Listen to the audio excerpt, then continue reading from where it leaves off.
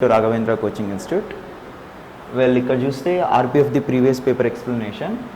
So ఇక్కడ ఏమేమి questions అడిగారో చూద్దాం. అండ్ ఇలాంటి ఎక్స్ప్లెనేషన్స్ కోసం మీ ఛానల్స్ని సబ్స్క్రైబ్ చేయడం మాత్రం మర్చిపోకండి. ఓకే, సో ఫస్ట్ క్వశ్చన్ వచ్చేసి where is Angkor Wat? Angkor Wat. First ఈ యాంకోర్ వాట్ అంటే ఏంటి? సో ఫస్ట్ క్వశ్చన్ వచ్చేసి where is Angkor Wat. Angkor Wat అంటే ఏంటి? యాంకోర్ వాట్ అనేది ఒక పురాతనమైన ఒక టెంపుల్. ఇది ఎక్కడుంది? కంబోడియాలో ఉంది. ఇది కంబోడియాలో ఉంది. ఈ టెంపుల్ యాక్చువల్లీ విష్ణు టెంపుల్. ఈ టెంపుల్ యాక్చువల్లీ విష్ణు టెంపుల్. ఎవరు నిర్మించారు దీన్ని? సూర్యవర్మ అనే ఒక రాజు,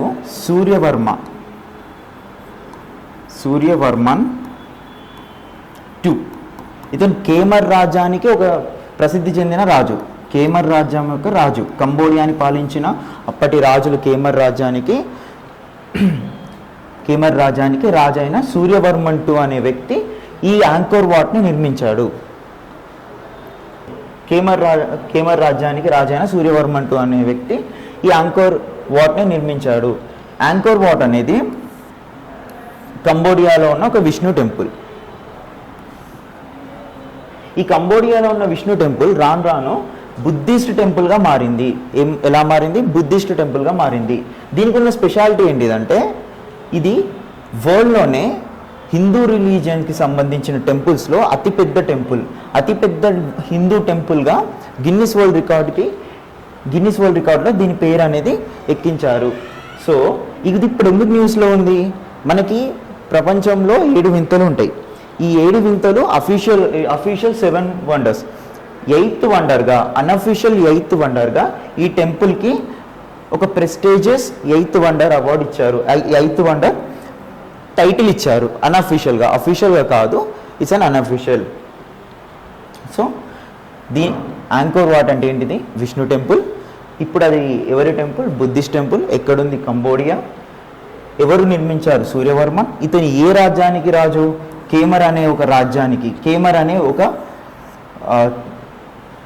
ఒక క్లాస్కి సంబంధించిన రాజు. మరి కేమర్ అనే రాజ్యాన్ని స్థాపించింది ఎవరు? జయవర్మన్ II. ఈ కేమర్ అనే రాజ్యాన్ని స్థాపించింది Jayavarman II. So this is all about Angkor Wat. ఇది గిన్నిస్ వరల్డ్ బుక్ రికార్డులోకి ఎక్కింది. ఇలా యాంకోర్ వాట్ అనేది రిలీజియస్ టెంపుల్. ఇది హిందూ రిలీజియస్ టెంపుల్స్లలో అతిపెద్ద టెంపుల్, ప్రపంచంలోనే అతిపెద్ద temple. So next question, Cambodia is the answer. With which of the following sports is Julius Rimet Cup associated with? Julius Rimet Cup associated with. Julius Rimet అనే person FIFA World Cup తెలుసు కదా మనకి. ఈ FIFA International Federation for Football Association. ఈ International Federation for Football Association అయిన ఫీఫాకి 1929లో president అయిన ఈ జూలియస్ రిమెట్ ఒక వరల్డ్ కప్ ఉండాలి, ఈ ఫుట్బాల్ ఆడే వాళ్ళందరికీ కలిపి ఒక వరల్డ్ కప్ ఉండాలని చెప్పేసి ఒక వరల్డ్ కప్కి ప్రపోజ్ చేశాడు. వరల్డ్ కప్ అనేది స్టార్ట్ చేయాలని చెప్పేసి అతని ప్రపోజల్కి ఒప్పుకున్న మిగిలిన సభ్యులు 1930లో ఫీఫా వరల్డ్ కప్ని స్టార్ట్ చేశారు. ఈ ప్రెసిడెంట్ అయిన జూలియస్ రిమెట్ చనిపోయిన తర్వాత ఇతని గుర్తుగా ఈ వరల్డ్ కప్కి FIFA Julius Rimet World cup అని మెన్షన్ చేశారు. ఫీఫా వరల్డ్ కప్ని ఏమని పిలుస్తారు? జూలియస్ రిమెట్ వరల్డ్ కప్ అని కూడా పిలుస్తారు. ఇది దేనికి సంబంధించింది? ఫుట్బాల్కి సంబంధించిన world cup. Who appoints the governor of Jammu and Kashmir? మామూలుగా ఏ రాష్ట్రానికైనా లేకపోతే ఏ యూనియన్ టెరిటరీకైనా గవర్నర్స్ని అపాయింట్ చేసేది ప్రెసిడెంట్ మాత్రమే. ప్రెసిడెంట్కే ఆ పవర్ ఉంటుంది.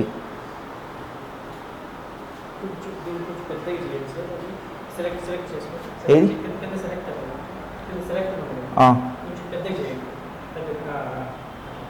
Okay,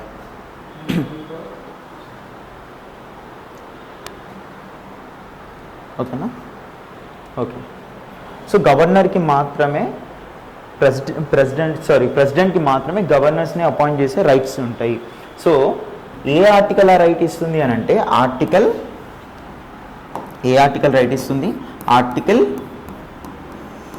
155 as per article 155 president ఒక దేశ ప్రధాని రాష్ట్రాలకు సంబంధించిన గవర్నర్స్ని అపాయింట్ చేస్తాడు. ఎవరిని అపాయింట్ చేస్తాడు? గవర్నర్స్ని అపాయింట్ చేసే రైట్ ప్రెసిడెంట్కి మాత్రమే ఉంటుంది. As per which article 155. And ఇక్కడ చూస్తే రిమైనింగ్ ఆప్షన్స్ చూస్తే ప్రైమ్ మినిస్టర్ వీళ్ళు డైరెక్ట్ ఎలక్షన్స్లో పార్టిసిపేట్ చేస్తారు. ప్రజల ద్వారా ఎన్నుకోబడ్డ ఎంపీలు ప్రైమ్ మినిస్టర్ని చూస్ చేసుకుంటారు. తర్వాత chief justice of the India, ఈ చీఫ్ జస్టిస్ని అపాయింట్ చేసేది కూడా ప్రెసిడెంటే. Chief minister of the states ఎమ్మెల్యేలుగా పోటీ చేసి ఎమ్మెల్యేలు డైరెక్ట్ ఎలక్షన్స్లలో పార్టిసిపేట్ చేస్తారు, ప్రజలు ఎన్నుకుంటారు, వాళ్ళలో నుంచి ఒక చీఫ్ మినిస్టర్ని చూస్ చేసుకుంటారు, లీడర్ ఆఫ్ ద హౌస్ అంటాం. నెక్స్ట్ ప్రెసిడెంట్ వచ్చేసి ప్రెసిడెంట్కి సపరేట్ ఎలక్ట్రల్ కాలేజ్ ఉంటుంది, డైరెక్ట్ ఎలక్షన్ కాదు అది. సో రిప్రజెంటేటివ్స్ మాత్రమే ప్రెసిడెంట్ని ఎలక్ట్ చేసుకుంటారు. నామినేటెడ్ వాళ్ళు ఈ ఎలక్ట్రల్ కాలేజ్లో ఉండరు. ఎవరైతే ఎలక్ట్ అవుతారో రాజ్యసభ లోక్సభ నుంచి ఎవరైతే ఎలక్ట్ అయిన మెంబర్స్ ఉంటారో వాళ్ళు మాత్రమే ప్రెసిడెంట్ని ఎన్నుకునే హక్కు ఉంటుంది. పార్లమెంట్ వాళ్ళే కాకుండా స్టేట్ లెజిస్లేచర్ నుంచి కూడా ఎవరైతే ఎలక్ట్ అవుతారో వాళ్ళు కూడా ప్రెసిడెంట్ ఎలక్షన్స్లలో పార్టిసిపేట్ చేస్తారు. నామినేట్ అయిన వాళ్ళు పార్టిసిపేట్ చేయరు. సో ఇక్కడ క్వశ్చన్ ఏంటి? Who appoints the governor of Jammu and Kashmir? నేను ఆల్రెడీ చెప్పాను, ప్రెసిడెంట్కి మాత్రమే ఒక స్టేట్కి సంబంధించిన గవర్నర్లని అపాయింట్ చేసే రైట్స్ ఉంటాయి. So who appoints the governor of Jammu and Kashmir అంటే president appoints the governor of Jammu and Kashmir. Next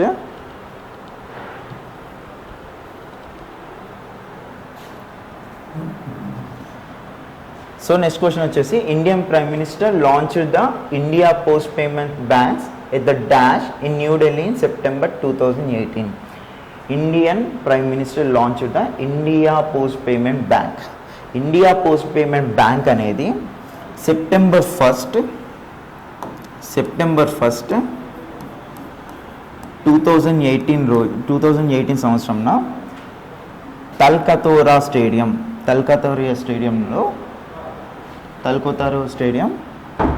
ఇది ఢిల్లీలో ఉంది. ఈ తల్కతోరా స్టేడియంలో Indian prime minister Narendra Modi మన ఇండియన్ పోస్ట్ పేమెంట్స్ బ్యాంక్ని లాంచ్ చేశాడు. లాంచ్ అయినప్పుడు ఎన్ని బ్రాంచెస్తోని లాంచ్ అయింది? 650 అరౌండ్ ద ఇండియా 650 బ్రాంచెస్ అనేటి ఎస్టాబ్లిష్ చేసుకుంది. ఈ పోస్ట్ పేమెంట్ బ్యాంక్ లాంచ్ అయినప్పుడు దీనికి 650 బ్రాంచెస్ అనేటి ఎస్టాబ్లిష్ అయినాయి. ఆల్రెడీ ఇండియాలో ఉన్న ఎన్నో పోస్ట్ ఆఫీస్ దీనికి సపోర్ట్ చేయడం అసిస్ట్ చేయడం స్టార్ట్ చేసినాయి. So Indian prime minister launch the India post payments bank ఎక్కడ? తల్కతోరా స్టేడియం ఎక్కడుంది? న్యూ ఢిల్లీ. ఈ ప్రైమ్ మినిస్టర్ ఎవరు? శ్రీ నరేంద్ర మోడీ. నెక్స్ట్ క్వశ్చన్ చూద్దాం.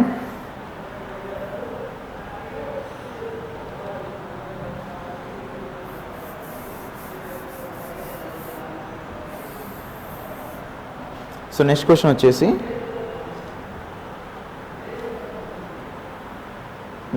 ఇక్కడ Rajya Sabha consist of dash members represent states and union territories. ఇక్కడ చాలా మంది కన్ఫ్యూజ్ అయ్యే ఛాన్సెస్ ఉంది. ఇక్కడ ఏమంటున్నాడు? రాజ్యసభలో టోటల్ మెంబర్స్ గురించి ఇక్కడ అడగట్లేడు. రాజ్యసభలో స్టేట్స్ అండ్ యూనియన్ టెరిటరీస్ నుంచి ఎంతమంది ఉంటారు అనేది క్వశ్చన్. సో మామూలుగా కాన్స్టిట్యూషన్ ఏం చెప్తుంది? టోటల్ మెంబర్స్ ఆఫ్ రాజ్యసభ మొత్తం 250 మంది ఉంటారు. ఈ 250 మందిలో 238 మంది స్టేట్స్ అండ్ యూనియన్ టెరిటరీస్ నుంచి రిప్రజెంట్ చేస్తారు. మిగిలిన 12 మందిని ప్రెసిడెంట్ నామినేట్ చేస్తాడు. సో ప్రెసిడెంట్కి రాజ్యసభలో 12 మెంబర్స్ని నామినేట్ చేసే రైట్స్ ఉంటాయి. సో ఈ 12 మెంబర్స్ ప్రెసిడెంట్ నామినేషన్ త్రూ రాజ్యసభలో జాయిన్ అవుతారు. సరే, మరి ఈ 238 మెంబర్స్ వచ్చేసి స్టేట్స్ అండ్ యూనియన్ టెరిటరీస్ని రిప్రజెంట్ చేస్తారు. కరెంట్లీ రాజ్యసభలో 245 మెంబర్స్ ఉన్నారు. ఈ 245లో 12 మెంబర్స్ని ప్రెసిడెంట్ నామినేట్ చేస్తే remaining 233 members states and union territories నుంచి రిప్రజెంట్ చేస్తున్నారు. సో ఆ 233 మెంబర్స్ ఎవరు? స్టేట్స్ అండ్ యూనియన్ టెరిటరీస్ నుంచి రిప్రజెంట్ చేస్తున్న Rajya Sabha members. So Rajya Sabha consist of 233 members representing states and union territories. Answer వచ్చేసి 233. to 33. So next question.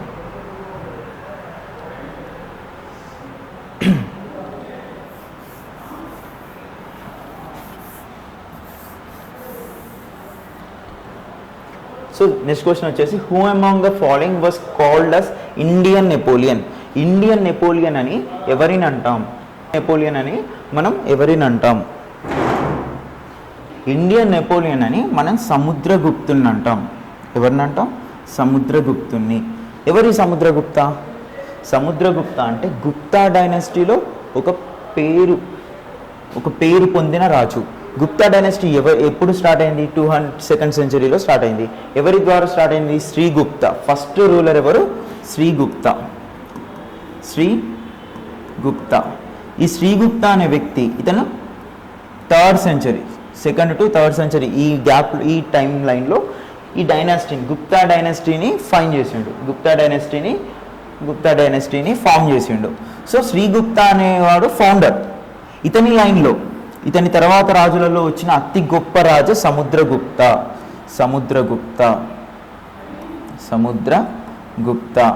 అప్పటి వరకు ఒక చిన్న రాజ్యంగా ఉన్న గుప్తా డైనస్టీ సముద్రగుప్త రాజు అయిన తర్వాత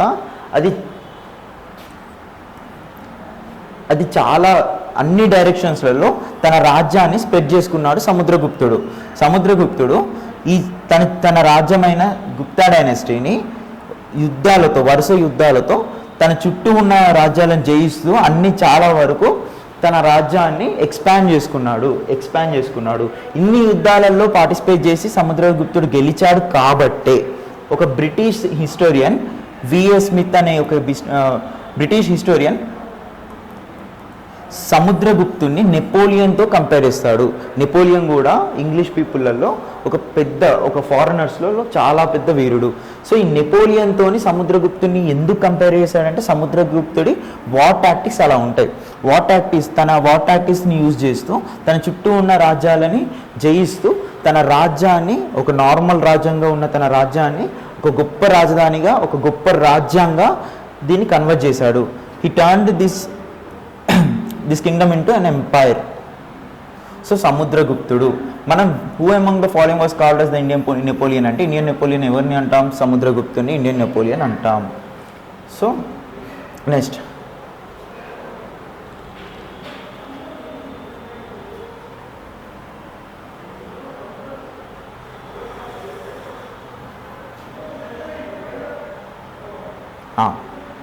ఇప్పుడు next question, who is the present leader of opposition in Rajya Sabha? ఇది పాత పేపర్, ఇది ఓల్డ్ పేపర్. ఈ ఎగ్జామ్ జరుగుతున్నప్పుడు ఇక్కడ ఫార్మర్ అంటే ఇక్కడ అపోజిషన్ లీడర్ ఎవరున్నారు ఈ టైంలో? గులాం నబీ ఆజాద్. ఇతను former opposition leader of Rajya Sabha. Present opposition leader ఎవరు అంటే మల్లికార్జున ఖార్గే.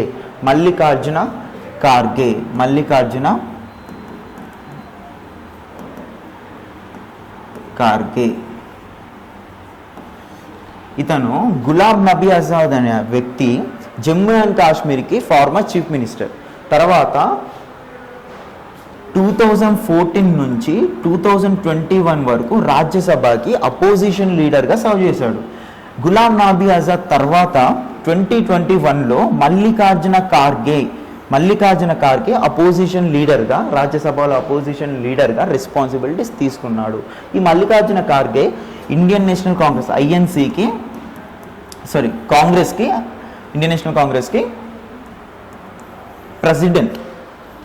ఇక్కడ రాజ్యసభకి అపోజిషన్ లీడర్ మాత్రమే కాదు, కాంగ్రెస్ పార్టీకి ప్రెసిడెంట్ కూడా. మరి మల్లికార్జున ఖార్గే ఎవరు? ఇతను ఒక ఇండియన్ లాయర్. సో ఇతను కర్ణాటకకి చెందిన వ్యక్తి, ఒక పొలిటికల్ లీడర్. ఇతను ఒక Indian lawyer and political leader. ఇతను ఇప్పుడు కరెంట్లీ రాజ్యసభలో అపోజిషన్ లీడర్. అది ఒక్కటి మాత్రమే కాదు, కాంగ్రెస్ పార్టీకి ప్రెసిడెంట్ కూడా మల్లికార్జున ఖార్గే. మరి ఇక్కడ ఈ క్వశ్చన్ ప్రీవియస్ ఇయర్ క్వశ్చన్ కాబట్టి ఈ టైంలో గులాం నబీ ఆజాద్ అనే వ్యక్తి ఫార్మర్ చీఫ్ మినిస్టర్ అయిన జమ్మూ కాశ్మీర్కి ఫార్మర్ చీఫ్ మినిస్టర్ అయిన గులాం నబీ ఆజాద్ రాజ్యసభలో అపోజిషన్ పార్టీకి లీడర్గా సర్వ్ చేశాడు. ఎప్పటి నుంచి ఎప్పటి వరకు? 2014 నుంచి 2021 వరకు. So who is the present leader of opposition in Rajya Sabha? ఇక్కడ ఇచ్చిన ఆప్షన్స్ ప్రకారం Ghulam Nabi Azad. Ghulam Nabi Azad. Next question, who is the founder of Pallava dynasty?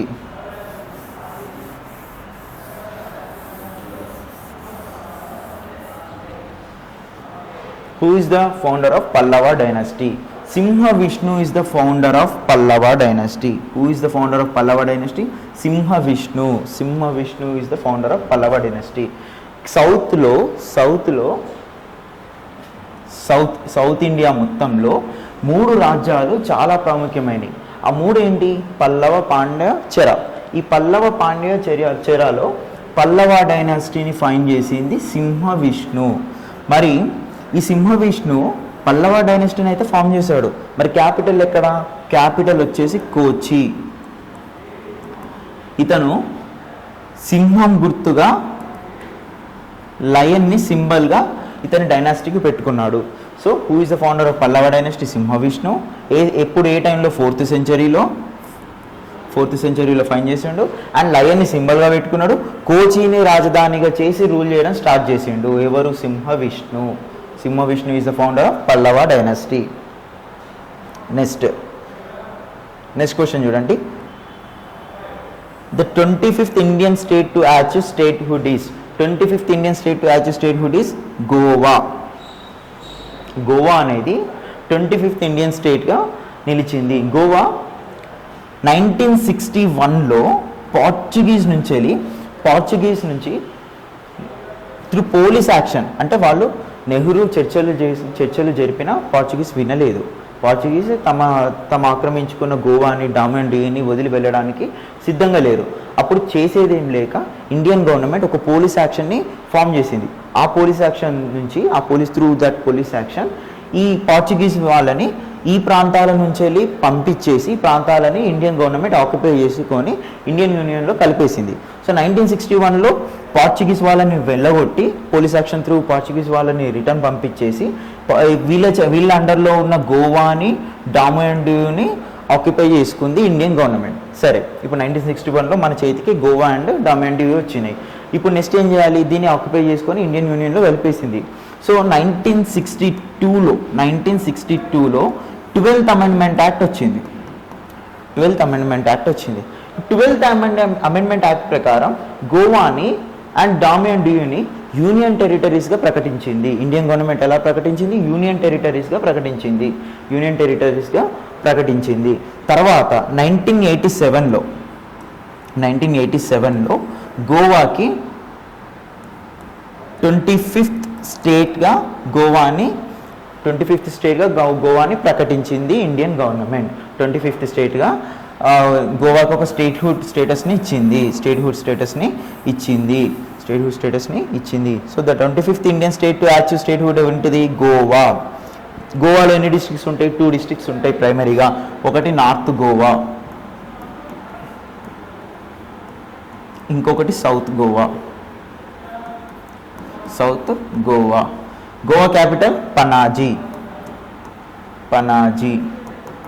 వచ్చేసి నార్త్ గోవాలో ఉంటుంది. నార్త్ గోవాలో ఉంటుంది.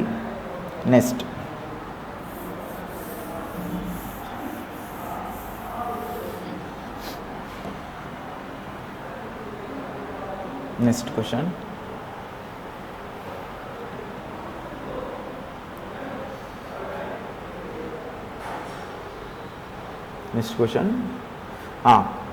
Bhagat Singh, Sukhdev Thapar and Shivaram Rajguru were hanged for their role in. ఇక్కడ ఏమిచ్చిండు? భగత్ సింగ్, సుఖ్దేవ్ అండ్ రాజ్గురు వీళ్ళని బ్రిటిష్ గవర్నమెంట్ హ్యాంగ్ చేసిందంట. అవును, హ్యాంగ్ చేసింది. మరి దేనివల్ల హ్యాంగ్ చేసింది? అసలు ఎందుకు హ్యాంగ్ చేసింది? రీజన్ ఏంటిదంటే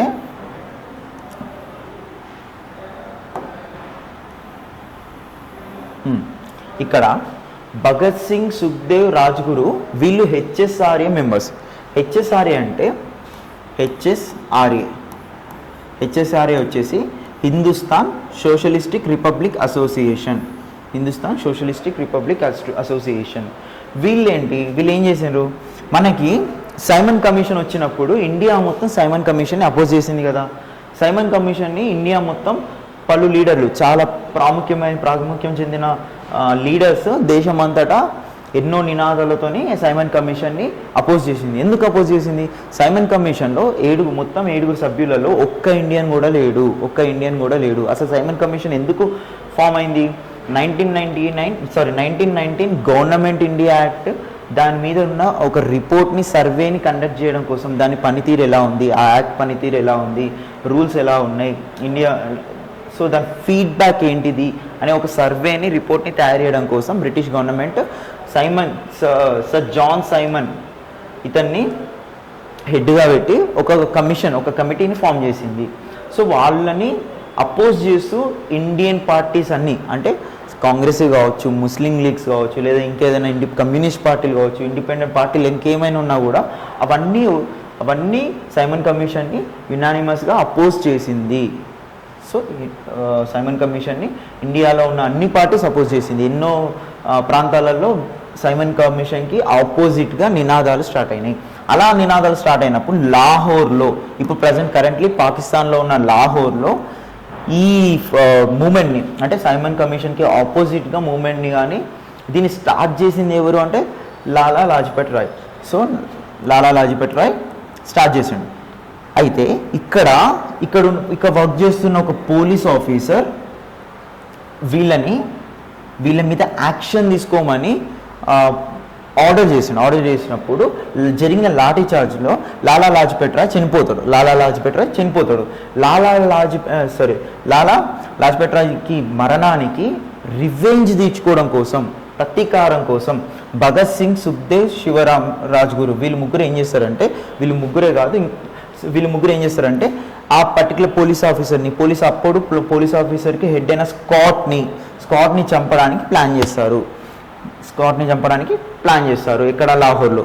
అయితే స్కాట్ని చంపే ప్లాన్లో ఇక్కడ ఏమవుతుంది, అప్పుడు డిఎస్పీగా వర్క్ చేస్తున్న సాండర్స్ అనే ఒక బ్రిటిష్ పర్సన్, స్కాట్ ఏమో పోలీస్ చీఫ్. ఈ పోలీస్ చీఫ్ని చంపే ప్రయత్నంలో డిఎస్పీ సాండర్స్ని వీళ్ళు షూట్ చేస్తారు. అప్పుడు డిఎస్పీ సాండర్స్ అక్కడికక్కడికే మృతి చెందుతాడు. సో ఇక్కడ ఏమవుతుంది, డిఎస్పీని చంపేశారు. యాక్చువల్లీ చంపాలనుకున్న స్కాట్ని. సో పోలీస్ వాళ్ళకి దొరకకుండా భగత్ సింగ్, సుఖ్దేవ్ అండ్ రాజ్గురు పారిపోతారు. ఈ టైంలోనే భగత్ సింగ్ మనకి తన గడ్డాలు, మీసాలు అన్నీ తీసుకొని అన్నీ మొత్తం క్లీన్ చేయించేసి పోలీస్ వాళ్ళు తనని ఐడెంటిఫై చేయకుండా తన ఐడెంటిటీని మార్చుకుంటాడు. తర్వాత ఈ కేసు ఇలాగే ఉంటుంది. భగత్ సింగ్ ఢిల్లీలో ఒక బాంబ్ బ్లాస్ట్ ప్లాన్ చేస్తాడు. ఢిల్లీలో అసెంబ్లీ మీద బాంబ్ బ్లాస్ట్ చేస్తున్నప్పుడు పోలీసులు ఇతన్ని పట్టుకొని అరెస్ట్ చేసి కోర్టుకి తీసుకెళ్ళినప్పుడు ట్రయల్లో ఆల్రెడీ మనకి లాహోర్ కేసు ఒకటి ఉంది కదా, ఈ లాహోర్ కేసుని బేస్ చేసుకొని వీళ్ళ ముగ్గురిని ఉరి తీస్తారు. సో ఇక్కడ భగత్ సింగ్ని, సుఖ్దేవ్ని, రాజ్గురుని ఏ రోల్ అంటే వీళ్ళు దేని ద్వారా, అంటే దేనికి పనిష్మెంట్గా ఉరి తీయబడ్డారు అని అంటే లాహోర్ కాన్స్పిరసీ కేస్.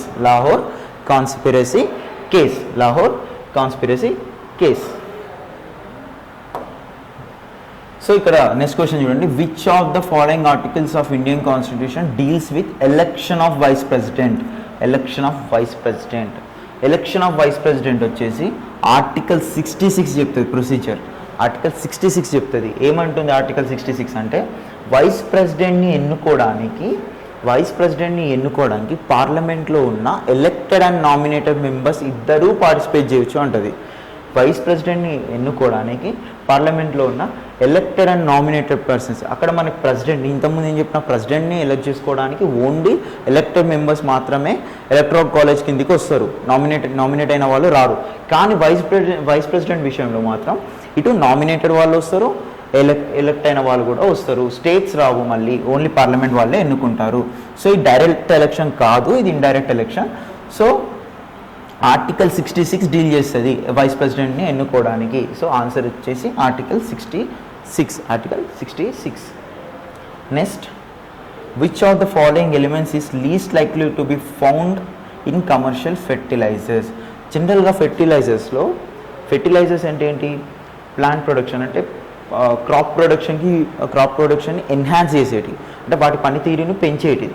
మనకి మట్టికి నైట్రోజన్, ఫాస్ఫరస్ చాలా ఇంపార్టెంట్, ఈవెన్ పొటాషియం కూడా చాలా ఇంపార్టెంట్. కానీ సిలికాన్ ఎక్కువగా ఇంపార్టెన్స్ ఉండదు. సో సిలికాన్ని కొంచెం తక్కువగా యూజ్ చేస్తారు. ఎక్కువ మనకి అబ్యూడెంట్గా యూజ్ చేసేది ఏంటి అంటే ఫాస్ఫరస్, నైట్రోజన్, పొటాషియం. కాబట్టి which of the following elements is least likely to be found in commercial fertilizers అంటే silicon. Silicon is the answer. Silicon is the answer. Which of the following production is black revolution associated with? మనకి అగ్రికల్చర్లో చాలా రకాల revolutions అనేవి form అవుతాయి. ఒకటి green revolution, ఇది చాలా important. Green revolution అంటే ఈ పంటల ప్రొడక్షన్ గురించి, మామూలుగా క్రాప్ ప్రొడక్షన్ గురించి ఉంటుంది.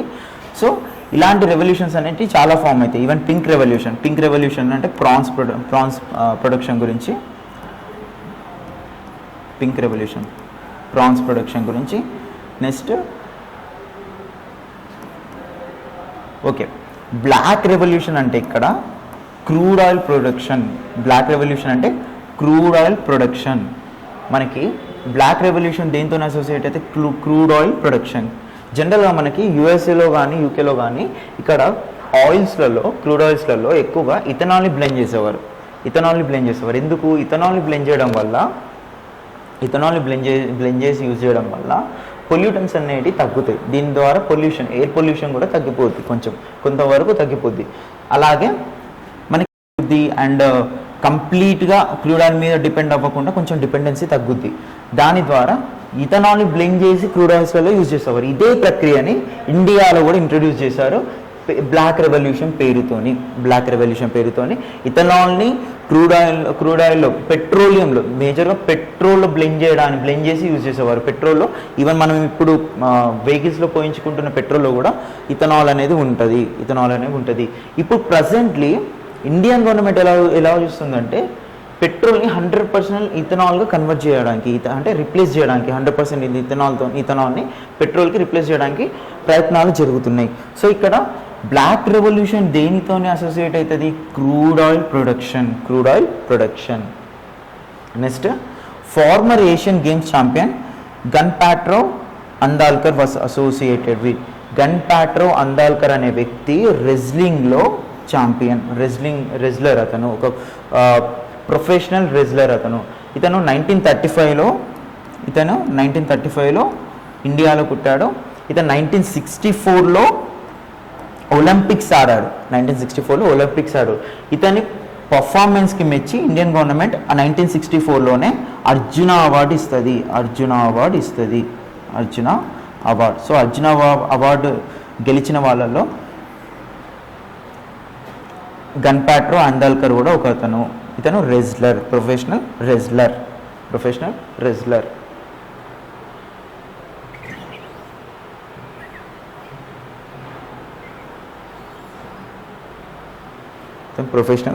Next question.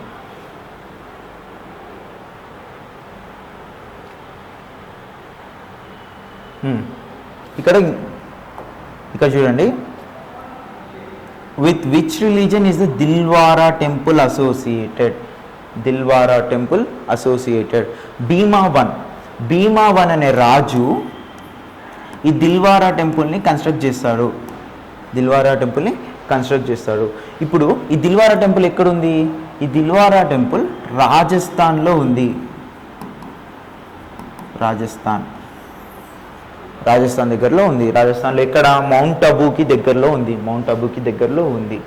ఈ దిల్వారా టెంపుల్ మేజర్గా which religion Dilwara temple associated? జైనిజంకి ఈ Dilwara temple Jaina teachers professional teachers అయిన తీర్థంకరాస్ అంటే జైనీలో టీచర్లు, జైనీలో గురువులు. జైనీలు ఈ తీర్థంకరాస్ మొత్తం 24 మంది ఉంటారు. ఈ 24 మంది తీర్థంకరాస్ని 24 తీర్థంకరస్ చాలా ఇంపార్టెంట్, జైన మతంలో చాలా ఇంపార్టెంట్. ఇందులో మొదటి వాడు రిషభనాథుడు. రిషభనాథ్ని ఆదినాథ్ అని కూడా అంటాడు, ఆదినాథ్ అని కూడా అంటారు. మరి ఎవరి రిషభనాథ్? రిషభనాథు ఒక రాజు. ఏ రాజ్యానికి? అయోధ్యకి రాజు. ఇతని వంశస్థులే అయోధ్య వాళ్ళు.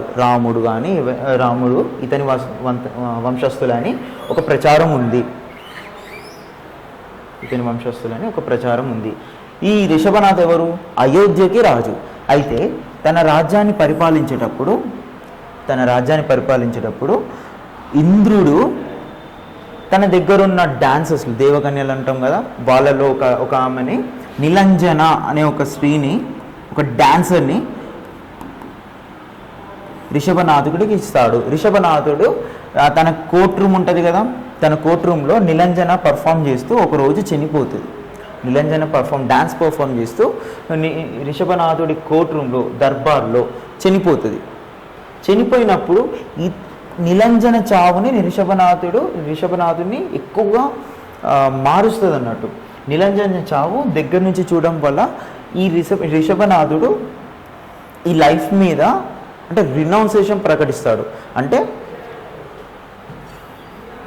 సన్యాసం తీసుకుంటాడు. ఇంకా మీకు క్లియర్గా చెప్పాలంటే సన్యాసం తీసుకొని సోల్ మీద, తన ఆత్మ ఈ లోకానికి సంబంధించిన ఈ ఆశల్ని వీటన్నిటిని వదిలిపెట్టి స్పిరిచువాలిటీని గెయిన్ చేయడానికి తన రాజ్యాన్ని కూడా తన కొడుకులకి డివైడ్ చేసి అతను 6 months ఖాళీగా తిరుగుతాడు. 6 months తిరుగుతూ ఉంటాడు. 6 months ఎలా తిరుగుతాడు? అసలు అన్నం తినకుండా ఏమీ తినకుండా 6 months ఒక్కడే ఆలోచిస్తూ స్పిరిచువాలిటీని గెయిన్ చేయడం ఎలా, ఈ ఆశలు ఎందుకు ఉంటాయి, ఈ జీవితం ఏంటి, మనిషి జీవితానికి అర్థం ఏంటిదని ఇలాంటి క్వశ్చన్స్ని ఆలోచిస్తూ, ఇలాంటి వాటి గురించి ఆలోచిస్తూ 6 నెలల పాటు ఆకలి లేకుండా, అంటే అన్నం లేకుండా తిరుగుతూ ఉంటాడు. 6 నెలల తర్వాత తన ఫస్ట్ టైం మీల్స్ చేస్తాడు. తన ఫస్ట్ టైం అన్నం తింటాడు. అన్నం తిన్నప్పుడు దీన్ని జైనీలు ఈ ఫస్ట్ డేని దీన్ని సెలబ్రేట్ చేసుకుంటారు. ఫస్ట్ ఇక్కడ 6 నెలల తర్వాత తను ఆహారం తీసుకున్నాడు కదా, దీన్ని జైనీయులు వాళ్ళ మతంలో దీన్ని సెలబ్రేట్ చేసుకుంటారు. ఈ రిషభనాథుడికి బుల్ సింబల్గా ఉంటుంది. జైనీయుల మతం ప్రకారం ఈ రిషభనాథుడు కైలాస పర్వతం మీద జ్ఞానాన్ని పొందాడు అని ఉంటుంది. నేను ఏం చెప్పాను, 6 నెలలు ఇతను తన రాజ్యాన్ని వదిలిపెట్టేసి బయట తిరిగాడు. ఎందుకు? స్పిరిచువాలిటీని గెయిన్ చేసుకోవడానికి తిరుగుతున్నాడు అని చెప్పాను కదా. తన కొడుకులకి రాజ్యాన్ని డివైడ్ చేస్తారు. మరి ఇతనికి 2 భార్యలు ఉంటారు. ఒకరు నంద, ఇంకొకరు సునంద. ఈ నందాకి 99 మంది కొడుకులు ఉంటారు, ఒక కూతురు ఉంటుంది. 99 మంది కొడుకులు, ఒక కూతురు ఉంటుంది. ఓకే. మరి సునందాకి ఒక కొడుకు ఉంటాడు, ఒక కూతురు ఉంటుంది. ఈ 99 మందిలో ప్రాముఖ్యుడే భరత. ఈ సునందాకున్న ఒక కొడుకు, ఒక కూతురు అని చెప్పాను కదా, ఈ కొడుకే బాహుబలి.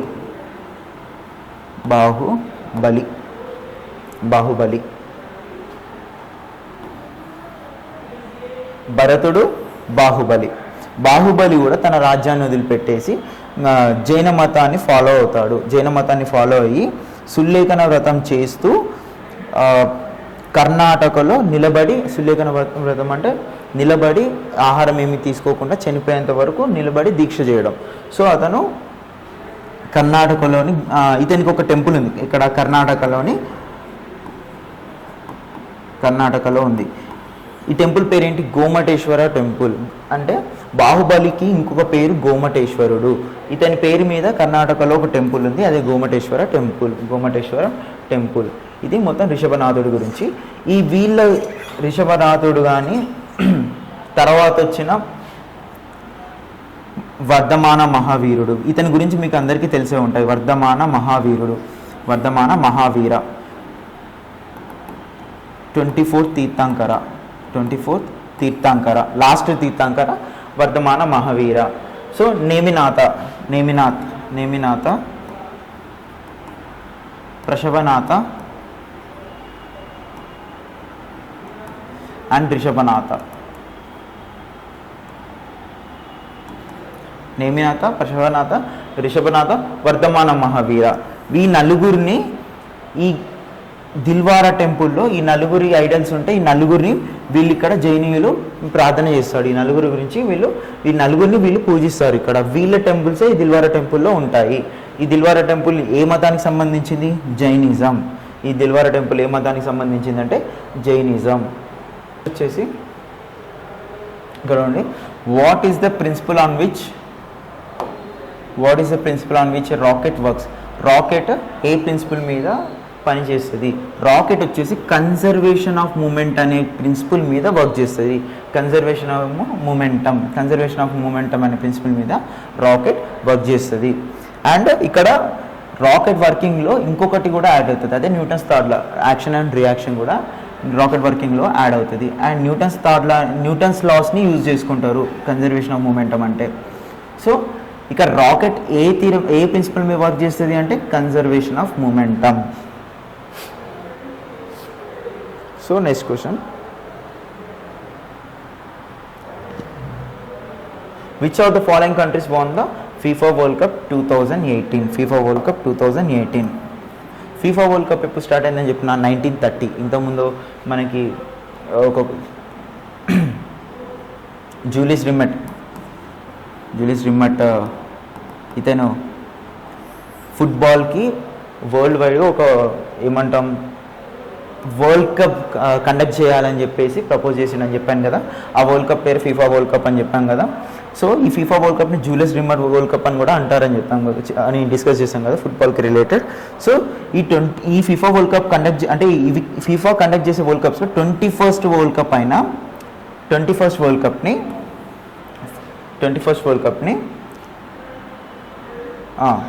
2018లో కండక్ట్ చేస్తారు. ఎక్కడ? రష్యా క్యాపిటల్ మాస్కోలో ఈ 21st వరల్డ్ కప్ని కండక్ట్ చేస్తారు. ఈ వరల్డ్ కప్లో ఫ్రాన్స్ అండ్ క్రొయేషియా అనేది పార్టిసిపేట్ చేస్తుంది. ఈ మ్యాచ్లో ఫ్రాన్స్ విన్ అవుతుంది. ఫ్రాన్స్కి ఇది సెకండ్ విన్. ఆఫ్టర్ 1998లో ఫస్ట్ వరల్డ్ కప్ని ఫ్రాన్స్ గెలుచుకుంటుంది. ఇప్పుడు ఇక్కడ 2018లో ఫ్రాన్స్ మళ్ళీ గెలిచింది. ఇది సెకండ్ వరల్డ్ కప్. ఫ్రాన్స్ ఎన్ని వరల్డ్ కప్స్ గెలిచిందంటే 2 వరల్డ్ కప్స్ గెలిచింది. సో హైయెస్ట్ వరల్డ్ కప్స్ ఎవరు విన్ అయ్యారంటే బ్రెజిల్, 5 times టైటిల్ హోల్డర్ ఇది. సో ఫ్రాన్స్ గెలిచింది 2018లో. మరి last time FIFA world cup ఎక్కడ జరిగింది అంటే 2021లో. అంటే ఎవ్రీ 5 yearsకి ఒకసారి వరల్డ్ కప్ అవుతుంది.